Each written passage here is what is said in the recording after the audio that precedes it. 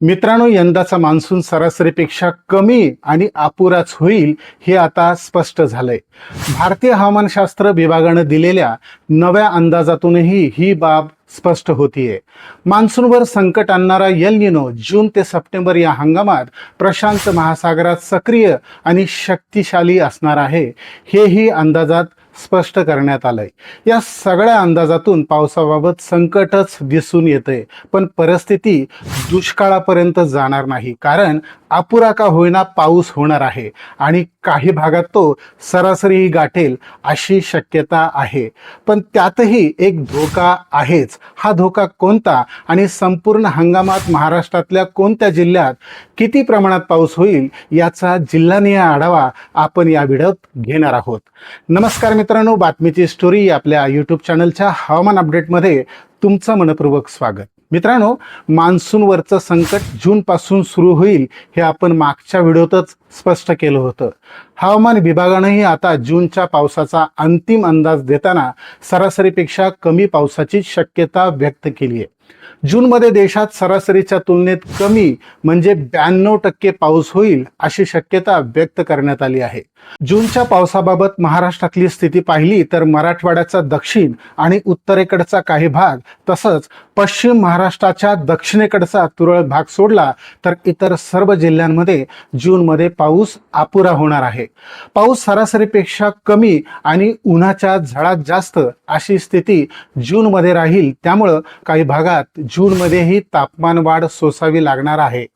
जून ते सप्टेंबर या मान्सूनच्या संपूर्ण हंगामातल्या पावसाचा जिल्हानिहाय आढावा जाणून घेण्यासाठी हा व्हिडिओ संपूर्ण पहा. असेच माहितीपूर्ण व्हिडिओ पाहण्यासाठी आपल्या चॅनलला सबस्क्राईब करा.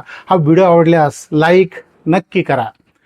मित्रांनो, देशभरात मान्सून अपुरा होण्याची प्रमुख कारणं एल निनो असणार आहे हे तुम्हाला माहीतच आहे. प्रशांत महासागराचं तापमान वाढल्यामुळं तयार होणारा हा एल निनो आपल्या मान्सूनला आवश्यक असणारं बाष्प हिंद महासागरातून पळवून घेऊन जातो. त्यामुळं आपल्याकडं मान्सून कमी होतो. या एल निनोचा सविस्तर आढावाही आपण मागच्या व्हिडिओत घेतला आहे.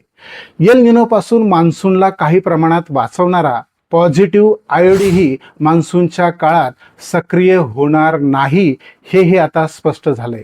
ते आपण यापूर्वीच्या काही व्हिडिओत पाहिलं होतं. त्यामुळे आता आपण नव्या अंदाजावर लक्ष केंद्रित करू. मित्रांनो, हवामान विभागानं एप्रिलमध्ये दिलेल्या पहिल्या अंदाजात देशात संपूर्ण हंगामात 92% पाऊस होईल असं म्हटलं होतं. पण नव्या अंदाजात मान्सूनच्या हंगामात सरासरीच्या तुलनेत 90%च पाऊस होईल असं आता सांगण्यात आलंय.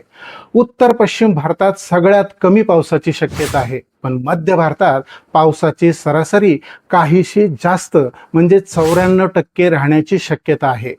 त्यात महाराष्ट्राचाही समावेश आहे. त्यानुसार आपल्या महाराष्ट्रात कोणत्या जिल्ह्यात किती प्रमाणात पाऊस असेल हे आपण पाहणारच आहोत. मित्रांनो, यंदाच्या हंगामात पावसाचं देशभरातलं प्रमाण दाखवणारा हा देशाचा नकाशा सुरुवातीला पहा. त्यातल्या रंगाकडं नीट लक्ष द्या. पिवळ्या रंगाच्या सर्व भागामध्ये पाऊस सरासरीपेक्षा कमी असणार आहे. हिरव्या भागामध्ये सरासरी इतका पाऊस होईल तर निळ्या रंगाच्या भागामध्ये सरासरीपेक्षा जास्त पावसाची शक्यता असते. मित्रांनो, 2025 मध्ये बहुतांश भागात सरासरीपेक्षा जास्त पाऊस झाला होता. त्यावेळी त्याचा अंदाज देताना हवामान विभागानं हा नकाशा दिला होता. जवळपास त्यानुसारच पाऊस झाला होता. 2025 आणि 26च्या मान्सूनच्या अंदाजाचे नकाशे पाहिले तर यंदा पाऊस किती कमी असेल हे तुमच्या लक्षात येईल. पण 2025च्या धुवाधार पावसानं महाराष्ट्रात नुकसानही जास्त केलं होतं. त्यामुळे यंदा कमी पाऊस म्हणजे योग्य प्रमाणात पाऊस होईल अशा प्रतिक्रियाही व्यक्त केल्या जात आहेत. पण मित्रांनो, याच सगळ्या गोष्टींमध्ये मान्सूनच्या हंगामातला एक धोकाही लपलाय. तो कोणता हे आपण पाहूच, पण त्यापूर्वी जून ते सप्टेंबर या संपूर्ण हंगामात महाराष्ट्रातल्या प्रत्येक जिल्ह्यात पाऊस कसा असेल याचा आढावा आपण घेऊ. त्यासाठी मान्सूनच्या अंदाजाचा हा नकाशा पुन्हा एकदा पहा आणि महाराष्ट्राकडे लक्ष द्या.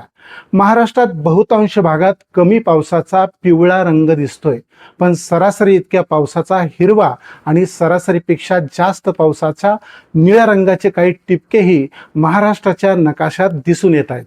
त्यानुसार कोकण विभागाकडे पाहिलं तर मान्सूनच्या संपूर्ण हंगामात मुंबई आणि ठाणे परिसरासह पालघर, रायगड जिल्ह्यात सरासरीपेक्षा कमी पावसाची शक्यता आहे. रत्नागिरी आणि सिंधुदुर्ग जिल्ह्यातल्या काही भागातच पाऊस सरासरी पूर्ण करण्याची शक्यता आहे. उत्तर महाराष्ट्राचं चित्र पाहिल्यास नाशिक, नंदुरबार आणि जळगाव जिल्ह्यात पावसाची सरासरी कमी असेल, तर धुळे जिल्ह्यात पावसाचं प्रमाण इतर सर्व जिल्ह्यांच्या तुलनेत अत्यंत कमी राहण्याचा अंदाज आहे. पश्चिम महाराष्ट्रात बहुतांश भागात पावसाची सरासरी कमी असेल. अहिल्यानगर जिल्ह्यात अनेक भागात पाऊस अत्यंत कमी राहण्याचा अंदाज आहे. पुणे, सातारा आणि सांगली जिल्ह्यातही पाऊस सरासरीत कमी राहण्याची शक्यता आहे. कोल्हापूर जिल्ह्याच्या दक्षिण भागात तुरळक ठिकाणी आणि सोलापूर जिल्ह्याच्या उत्तर भागात काही ठिकाणी पाऊस सरासरी पूर्ण करू शकतो, पण इतर भागात, इतर जिल्ह्यात सरासरीच्या आतच पाऊस असेल. मराठवाड्याचं चित्र पाहिलं तर या विभागात पावसाचं प्रमाण अत्यंत विस्कळीत राहण्याची शक्यता आहे. छत्रपती संभाजीनगर जिल्ह्याच्या अनेक भागात पावसाचं प्रमाण सरासरीच्या तुलनेत खूप कमी राहण्याचा अंदाज आहे. जालना आणि परभणी जिल्ह्यातला काही भाग, बीड जिल्ह्याचा पूर्व भाग, हिंगोली आणि लातूर जिल्ह्याच्या उत्तर भागात तुरळक ठिकाणी पाऊस सरासरी पूर्ण करू शकतो. नांदेड आणि धाराशिव जिल्ह्यात बहुतांश ठिकाणी सरासरीपेक्षा कमी पावसाची शक्यता आहे. विदर्भामध्येही मान्सूनच्या संपूर्ण हंगामात पूर्व आणि पश्चिम भागात पावसाचं प्रमाण विस्कळीत राहू शकतं. नागपूर जिल्ह्याच्या उत्तर भागात सरासरीपेक्षा काही प्रमाणात जास्त पावसाची शक्यता आहे. बुलढाणा आणि वाशिम जिल्ह्याच्या काही भागातही पाऊस सरासरी पूर्ण करू शकेल किंवा तुरळक ठिकाणी पाऊस सरासरी पुढेही जाईल अशी शक्यता आहे. गडचिरोली, चंद्रपूर आणि भंडारा जिल्ह्यात तुरळक भागातच पाऊस सरासरी गाठेल अशी शक्यता व्यक्त करण्यात आली. वर्धा, अमरावती, अकोला, यवतमाळ आणि गोंदिया या जिल्ह्यात सरासरीपेक्षा कमी पावसाची शक्यता आहे. मित्रांनो, या अपुऱ्या पावसातही यंदा एक धोका आहे. गेल्या काही वर्षापासून मान्सूनच्या पावसाचं प्रमाण अत्यंत विस्कळीत झालंय आणि ही एक समस्या आहे. आकडेवारीनुसार पावसाची टक्केवारी पूर्ण होते, पण पाऊस सर्वत्र सारखा होत नाही. काही भागात अति पाऊस तर काही ठिकाणी कोरडी स्थिती निर्माण होते. यंदा मुळातच पावसाची सरासरीच कमी होण्याची शक्यता आहे. त्यात पावसाचं प्रमाण विस्कळीत झालं तर काही भागात संकट आणखी गडद होऊ शकतं. हाच तो धोका. पण ही सगळी संकट दूर होऊन यंदाचा मान्सून आवश्यक तितका बरसावा हीच प्रार्थना. नवीन घडामोड घेऊन पुन्हा भेटूयात. धन्यवाद.